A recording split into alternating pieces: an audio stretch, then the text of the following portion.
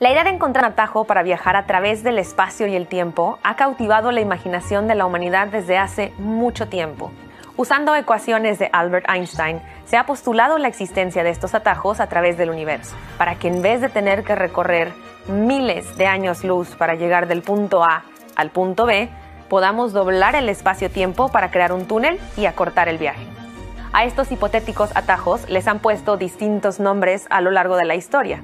Túneles de Flam, el experimento de Whale, puentes de Einstein-Rosen o agujeros de gusano, como los llamó John Wheeler en 1957. De ellos hablamos en este video. Como muchas otras historias de física, la historia de estas carreteras imaginarias empieza con las teorías de Albert Einstein. Las ecuaciones de campo que conforman la teoría general de la relatividad de Albert Einstein describen al espacio-tiempo como algo geométrico.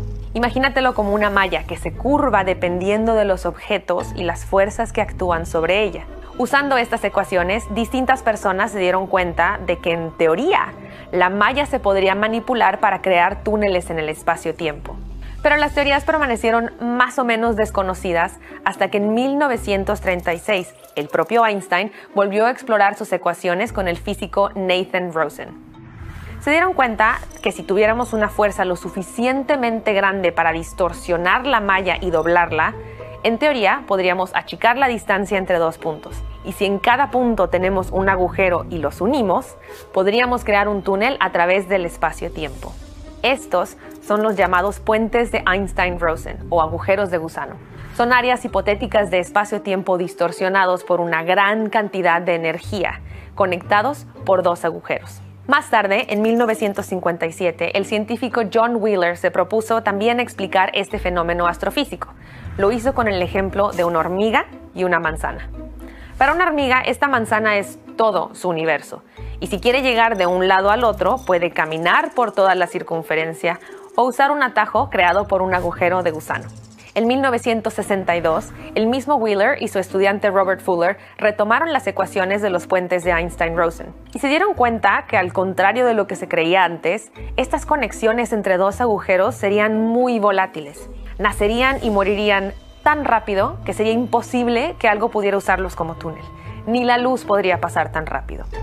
Pero no fue sino hasta 1985 que la idea de los agujeros de gusano ganó popularidad, y fue gracias a Carl Sagan.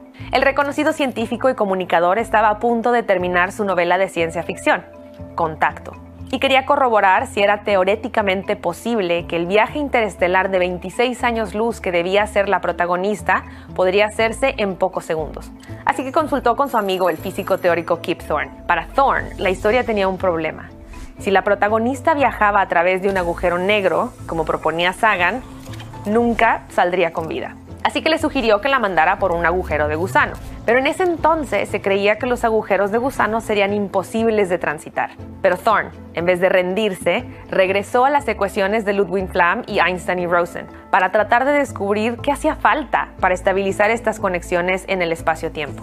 Primero, se necesitaría una fuerza grandísima para mantener el túnel abierto. Si unimos dos agujeros negros, la compresión de masa en la singularidad, en el corazón de un agujero negro, es tan gigantesca que no alcanzan a unirse.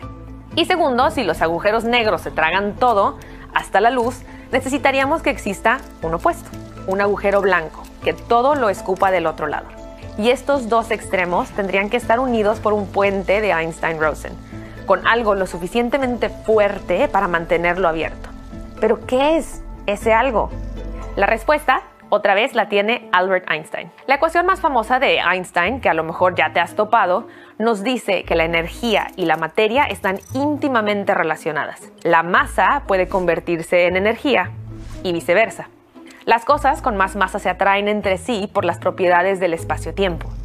Volvamos a la malla que se curva. Los objetos más pesados curvan más la malla y atrapan a otros objetos en su órbita.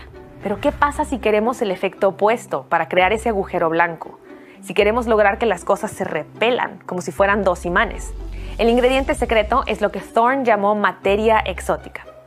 La materia exótica son objetos con masa y energía negativa, que en vez de atraerse, se repelen.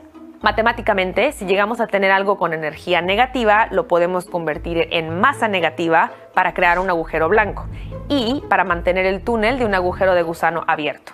Masa y energía están relacionados, es la relatividad especial, y no hay nada que prevenga la existencia de masas negativas, pero no lo hemos observado. Entonces, si lo observamos, podríamos generar estos agujeros blancos con un mecanismo análogo al que se generan los agujeros negros y eventualmente pues, podríamos considerar un experimento teórico que me lleve a formar agujeros de gusano. Aunque cueste un poquito de trabajo imaginar qué significa tener masa o energía negativa, matemáticamente es algo súper normal. Piensa en las ecuaciones con números negativos que a lo mejor te tocó hacer en la escuela. Y aunque suene a cuento, desde 1948 ya hemos podido observar fluctuaciones cuánticas en los laboratorios que crean vacíos de energía. O sea que sabemos que la energía negativa no solo existe, sino que la podemos crear en cantidades súper pequeñitas y por periodos muy cortos de tiempo. Así que, ¿existen o no existen los agujeros de gusano? Como muchas otras cosas en la física teórica, la respuesta es que, aunque todavía no los hayamos visto, eso no quiere decir que no existan. Los científicos creen que es improbable que existan de manera natural en el universo. Sabemos bien cómo se forman los agujeros negros, pero no hay objetos que hayamos observado que puedan convertirse en agujeros blancos. Sin embargo, tampoco hay cosas que prevengan su existencia por completo. Hay algunos científicos que creen que se formaron muchos agujeros de gusano con el Big Bang y que están regados por todo el universo listos para ser descubiertos. Otros creen que algunos agujeros negros masivos podrían en verdad ser agujeros de gusano. Otras teorías postulan que quizás solo existen como espuma cuántica a nivel subatómico, como una red de túneles miniatura que mantienen unidas a las partículas. Y todavía se siguen explorando teóricamente las condiciones que se necesitan para hacer agujeros de gusano transitables para los humanos. En conclusión, sabemos que los agujeros negros existen. Sabemos que la materia exótica no es tan exótica como suena porque la hemos observado en los laboratorios y que en teoría nos podría ayudar a crear agujeros blancos. Y sabemos que los cálculos matemáticos permiten, en teoría, que doblemos la malla del espacio-tiempo para crear atajos en el universo. Pero por el momento, tanto a la ciencia como a la ciencia ficción, les queda seguir explorando las matemáticas de los agujeros negros, la materia exótica y el legado extenso de las ecuaciones de campo de Albert Einstein.